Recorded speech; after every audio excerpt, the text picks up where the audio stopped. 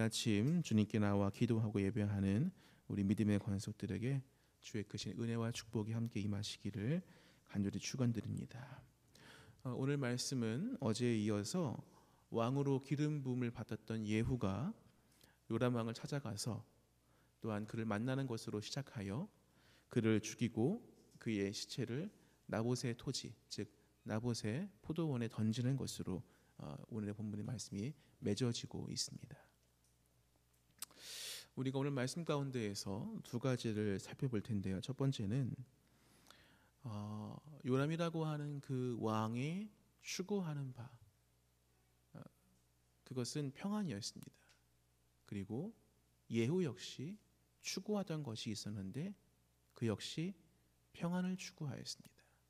즉 오늘 말씀 가운데에서 우리는 요람이 추구하는 평안과 예후가 추구하는 평안이 충돌하게 되어지는 것을 말씀 가운데에서 볼 수 있습니다.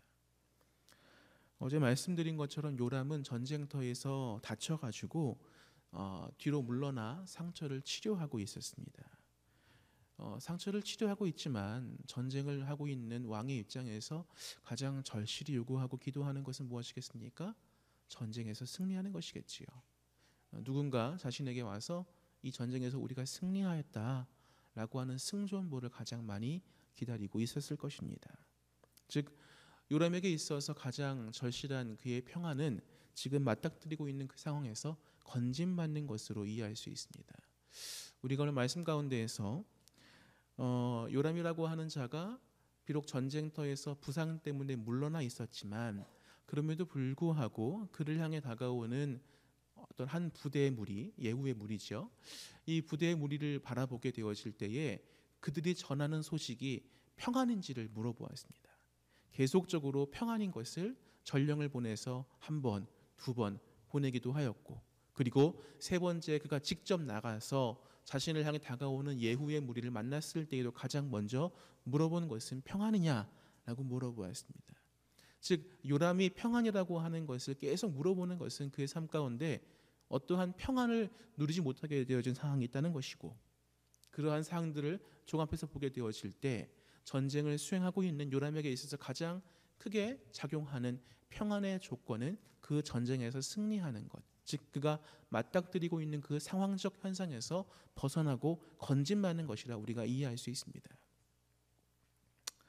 그런데 이렇게 요람이 추구하는 현상적 평안함, 이 현상적인 것으로 인하여서 평안함을 얻는 것으로 느끼고 추구하는 문제가 발생할 수 있습니다. 그것은 일희일비할 수 있습니다.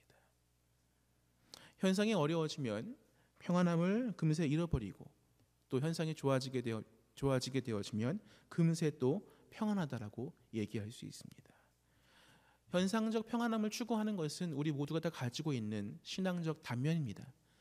저를 비롯하여 모든 사람들은 현상적인 사건과 여건 때문에 평안함을 얻습니다. 그게 잘못된 것은 아닙니다. 그렇지만 우리의 믿음의 삶이 이러한 현상적 평안함만 추구하는 것은 문제가 될 수 있습니다. 왜냐하면 현상적 평안함을 추구하게 되어지면 자기 삶의 단편을 볼 수 있습니다. 하지만 더 큰 시야를 얻지 못하는 한계가 분명하게 드러납니다. 반면에 예후가 추구하는 평안은 무엇입니까? 요람이 예후를 만나게 되어질 때 가장 먼저 물어본 것은 무엇입니까? 평안이었습니다. 근데 그 평안하냐라고 물어보게 되어지는 그 요람의 질문에 예후는 이렇게 답합니다. 너의 어머니 이세벨의 음행과 술수가 이 땅에 이렇게 많은데 어찌 평안할 수 있겠느냐라고 답합니다. 예후가 추구하는 평안은 무엇인가? 사실 예후는 어찌 보면 시대를 잘 타서 좋은 현재적 삶, 좋은 현상적 삶을 누리고 있는 인물입니다. 왕의 신뢰와 명맥을 받는 신하였습니다. 군대 장관으로서 부를 쌓고 있었고 권세를 얻고 있는 인물이었습니다. 요람 왕이 추구하던 현상적 평안함의 시야와 관점에서 보게 되어질 때 예후의 삶 역시 지금 그가 누리고 있는 평안함, 현상적 평안함과 가장 가까운 인물 가운데 하나였습니다. 하지만 예후는 자신이 누리고 있는 그 현상적 평안함이 그 삶 가운데 엄연히 존재하였지만 그 현상적 평안함을 넘어 시대와 세대를 바라보았습니다. 이것을 조금 더 간략하게 말씀을 드리면 결국 하나님 앞에서 자기가 어떠한 자로 부름받고 있는지가 자신의 삶에 참된 평안을 가져오는 것으로 예후는 이해한 것입니다. 자기의 삶에 평안함을 주는 단편적 사건들이 있습니다. 하지만 거기에만 몰두하게 되어지면 그 단편적 현상에 매몰되어져 요람처럼 자신이 하나님 앞에 서 있는지 없는지가 중요하지 않게 되어집니다. 하지만 요람과 다르게 예후는 비록 자기의 삶에 큰 위기와 염려를 줄 수 있는 하나님의 기름 부음이었지만 그 기름 부음을 통하여 자신이 진정으로 부여받은 평안을 추구하는 삶에 대한 결단을 그 삶을 방해하는 대표적 왕이었던 요람 왕에게 나아가 하나님의 뜻을 증거하고 요람으로 대표되어지는 그 시대적 현상적 평안함을 추구하는 그 시대와 이스라엘을 향하여서 하나님의 뜻을 고발하고 있는 것입니다. 요람의 어머니였던 이세벨은 어떠한 인물입니까?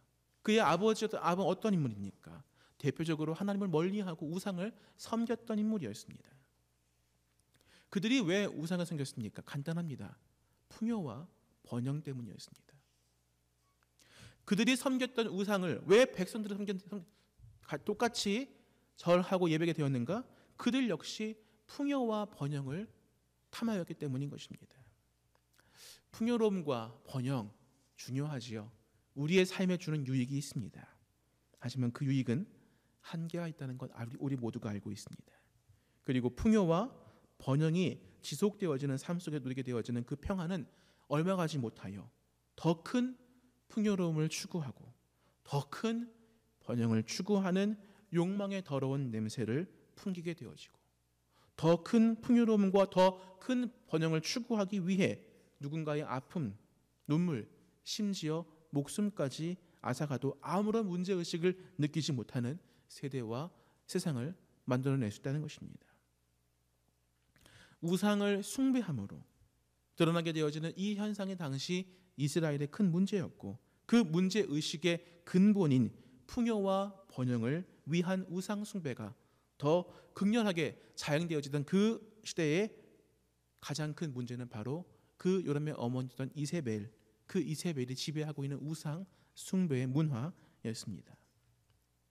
자기 혼자만의 삶, 자기 가족만의 삶, 자기 가문만의 삶, 이러한 것만 생각하면 그 풍요와 번영을 위한 우상 숭배에 빠져들어도 아무런 문제가 되어지지 않는 예후였지만 그는 우상 숭배를 고발하시고 심판하시는 하나님의 뜻에 동조하고 함께함이 진정한 평안이 되어짐을 알았기에 고단하지만 위험하지만 반역의 삶이었지만 그 삶을 선택하라는 하나님의 뜻이 선포되어질 때 순종하였고 즉각적으로 그 삶을 추구하기 위하여 행동을 옮긴 것입니다.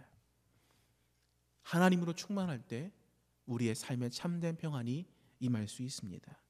풍요와 번영이 가져오게 되어질 그 유익에 매몰되어져 하나님을 망각하는 삶을 살기보다 덜 풍요롭고 덜 번영하는 삶을 살면서 그 부족한 부분에 하나님을 생각하고 의지하는 삶으로 진행되어 점차 풍요와 번영은 사라져도 흔들리지 아니하는 하나님으로 풍성한 삶, 하나님으로 충만한 삶, 하나님으로 그득한 귀한 믿음의 삶 살아가 우리의 삶에 참된 하나님의 평안이 지배하는 역사가 임하는 귀한 은혜가 우리 모두에게 있기를 주님의 이름으로 축원드립니다.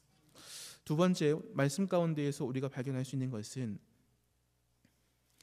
심판이 분명히 이루어지는데 그 심판을 받는 사람들은 항상 그 심판이 긴박하고 급하게 이루어진다라고 인식합니다. 그러나 보게 되어지면 심판이 긴박한 것은 그제서야 발견하기 때문인 것입니다. 예후는 왕으로 기름 부음 받은 후에 곧바로 움직였습니다. 그런데 요람의 입장에서 보게 되어지면 자신을 향한 하나님의 심판이 긴박하고도 급하게 예후라고 하는 사람을 통하여 이루어진 것으로 인식할 수 있습니다. 하지만 예후의 입을 통하여 고발하신 하나님의 말씀을 보게 되어지면 심판이 긴박하게 이루어진 것이 아니라 그동안 발견하지도 깨닫지도 못하였다는 것을 우리가 알 수 있습니다. 예후는 요람의 어머니인 이세벨의 음행과 술수가 이렇게 많았다라고 고백하고 있습니다. 즉 요람 이전부터 이미 그의 아버지였던 아합과 어머니였던 이세벨의 음행과 우상숭배와 악행이 많이 그 시대 가운데 있었음을 주님께서는 고발하시는 것입니다. 여러분, 아합의 때에 누가 등장합니까? 엘리야가 등장합니다. 엘리사 등장하게 되어집니다. 이러한 선지자들이 등장하여서 하나님의 귀한 뜻을 증거하였습니다. 그들의 악함과 술수와 악행을 고발하였습니다. 그때에도 심판에 대해 언급하였지만 중요한 것은 그 선지자들의 말씀을 듣고도 그들은 깨닫지도 회개하지도 않은 것입니다. 이러한 시대적 분위기는 요람 때에도 이어졌고 그들의 풍요와 번영은 지속되었기에 하나님의 심판을 인식하지도 생각하지도 두려워하지도 않게 되어진 것입니다. 하지만 분명한 것은 하나님은 심판하시는 분인 것입니다. 그리고 하나님의 심판에 대한 경고는 이미 아합과 이세벨, 요람의 삶 가운데 계속 흘러넘치고도 부족함이 없을 만큼 있었습니다. 그러나 그것을 깨닫지 못한 것에 불과한 것이고, 그러하게 요람은 자신을 향한 예후의 심판, 즉 예후를 통한 하나님의 심판이 긴박하고 급하게 이루어진 것으로 인식할 수 있습니다. 우리가 하나님의 심판에 대한 말씀과 회개에 대한 말씀을 들을 때 이렇게 인식할 수도 있습니다. 우리의 삶 속에 추구할 수 있는 모든 악행을 추구하고 하나님을 멀리함을 추구하고 하나님과 떠남을 행하다가 내 인생 마지막 순간에 들은 것이 있어서 내 인생 마지막 순간에 내가 하나님께 회개하면 나를 받아주시겠지, 내가 용서를 고백하면 회개하면 나를 받아주시겠지, 받아주시긴 할 것입니다. 용서를 진정으로 하면, 진정으로 회개를 하면요. 하지만 무서운 것은 무엇입니까? 주님께서 그 영혼에게 비단 인생의 마지막 순간에만 회개를 촉구하시고 돌아설 것을 말씀하지 않으신다는 것입니다. 부단히 지속적으로 계속하여 주변 사람들을 통하여, 사건을 통하여, 마음과 생각을 통하여, 말씀을 통하여 그 악한 마음과 인생이 하나님을 멀리함 가운데 있게 되어질 때에 돌아서게 되어지는 것을 촉구하시고 부르시고, 즉 하나님을 가까이 하는 자리로 초대하시고 불신앙과 악행의 자리에서 신실한 믿음과 하나님을 닮아가게 되어지는 그 믿음의 모습의 자리로 초대하였지만 그 초대를 알아채지도 느끼지도 발견하지도 못한 인생이 그 인생 마지막 순간에 어떻게 그 하나님의 초대하심을 진실되었지 마음으로 응답할 수 있겠습니까? 하나님께서 예후에게 죽임당한 요람의 시신을 어디에 버리십니까? 말씀 가운데 보게 되어지면 나봇과 그의 아들들의 피가 뿌려진 나봇의 토지, 나봇의 포도원이라 말하고 있습니다. 이것만 보아도 하나님께서는 분명 심판하시고 인생의 악함을 기억하시는 분이십니다. 그 하나님께서 요람에게 그 순간만 회개를 촉구하시는 것이 아니었습니다. 부단히 지속적으로 회개를 촉구하시고 깨닫게 하시고 그 회개의 자리로 초대하셨지만 그러한 회개에 자신을 노출시킬 그 어떠한 마음도 인식하지 못한 요람의 인생을 보게 되어질 때, 우리의 인생 마지막에 내 뜻과 내 마음대로 살았다가 내 인생 부르시는 그날 임박한 위기 가운데에서 주님 저를 도와주십시오 라고 진실되어지는 마음으로 하나님의 초대에 응답할 수 있는 자보단 나의 삶 가운데에서 나를 초대하시고 나를 깨닫게 하시고 나에게 은혜 베풀어 주시는 하나님의 그 초대의 자리에 내가 점차 노출되어져 가랑비 어쩌듯이 나의 삶이 점차 하나님의 은혜와 은총으로 채워지고 젖어져야 내 삶 가운데 진정한 하나님의 심판을 또는 하나님의 인도하심과 역사하심을 두려워하고 진정한 생명으로 인도하시는 하나님의 섭리를 은혜와 은총으로 깨닫게 되어지고 받아들이게 되어질 때 하나님과의 진정한 교류가 그 삶 가운데 이루어질 수 있다는 것입니다. 우리의 삶, 요람처럼 내가 하나님과 멀리 있음을 인식하지도 못하게 되어지는 상황 가운데 있을 수 있습니다. 그때에 우리의 마음을 돌이키십시오.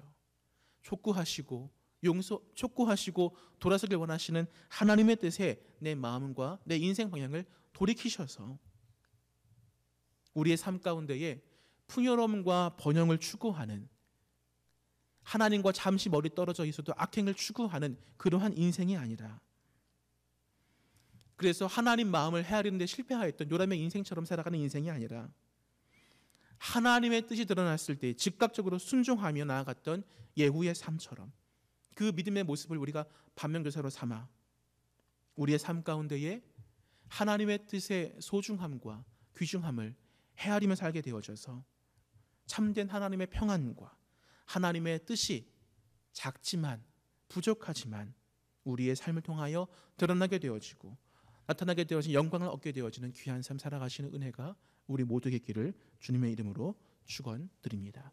기도하겠습니다. 주님, 감사합니다.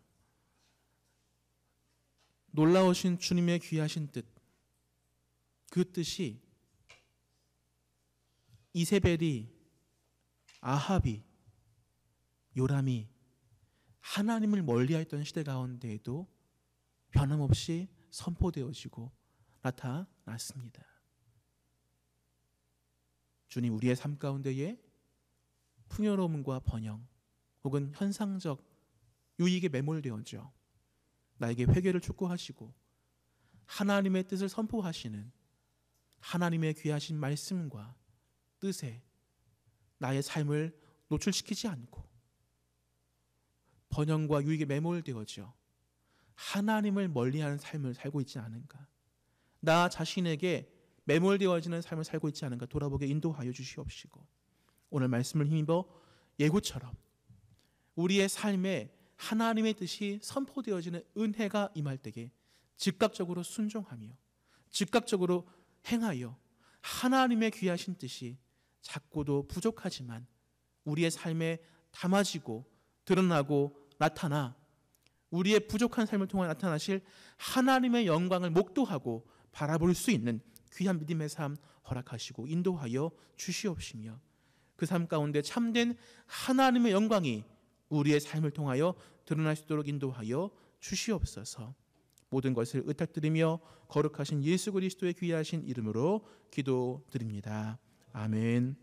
하늘에 계신 우리 아버지, 아버지의 이름을 거룩하게 하시며 아버지의 나라가 오게 하시며 아버지의 뜻이 하늘에서와 같이 땅에서도 이루어지게 하소서. 오늘 우리에게 일용할 양식을 주시고 우리가 우리에게 잘못한 사람을 용서하여 준 것 같이 우리 죄를 용서하여 주시고 우리를 시험에 빠지지 않게 하시고 악에서 구하소서. 나라와 권능과 영광이 영원히 아버지의 것입니다. 아멘.